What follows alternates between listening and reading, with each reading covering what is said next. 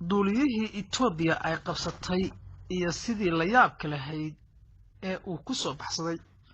duuliye Weydow waxa uu ku dhashay degmada Buula Burde, waxa uu wax ku soo bartay Ruushka, waxa uu xeel dheer ku ahaa gadgadoonka miiga, waxa uu hawada ku qori jiray magaca Soomaaliya iyo kuwa kale oo fara badan. dagaalkii Itoobiya 1977 waxa uu burburiyay dhufaysadii xabashida ee ugu cuslaa. waxa hawada ku qabtay diyaaradaha dagaalka Itoobiya oo garbaha ka galay xilli uu rabay in uu garaaco taris u dhawaa magaalada Addis Ababa. raadiyaha Itoobiya ayaa laga baahiyay in ay Soomaalida ka qabsadeen MiG-17 iyo duuliyihii waday. durba xabashida ayaa bilowday damaashaad, ilaa waxay gacanta ku soo dhigeen duuliyihii qarniga 20aad ee Afrika ka yaabsaday.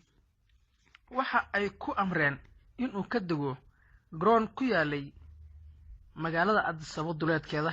markii uu hubsaday inay cagaha dhulka saareen kuwii galbinayay ayna ridi karin gantaal, ayuu xawaare ugu duulay hawada asagoo marba dhinac u rogaya miiga si aan loola helin rasaasta. ciidankii dhulka ee garoonkaas ayaa ku furay sawaariikh iyo lidka diyaaradaha.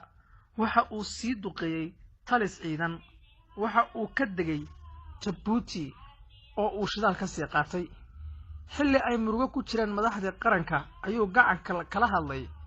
halow, waa duuliye Weydow oo ku guda jira shaqadii qaranka.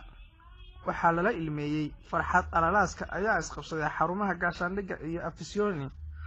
duuliye sare Cabdullaahi Weydow waxaa la siiyay biladda dagaalka ee geesinimada ee dahabka ah, geesi qaran ee nidaamkii libaaxyadii Afrika ka mid ahaa ayuuna ahaa. waxa uu geeriyooday 1984 duuliyihii Afrika, duuliyihii mucjisada cirka. waxaa codsan jiray in ay arkaan duuliyahan duuliyaal caalami ah. madaxdii imaan jirtay Soomaaliya ayaa ayaguna sidoo kale codsan jiray inay arkaan. waxaa sidoo kale codsaday inay arkaan maxaabiis laga qabtay Itoobiya iyo maamulkii Muqdisho, waana loo diiday dhammaan inay arkaan ninkan. haddaba suurtagal ma tahay inaad shargarayso muuqaalkan?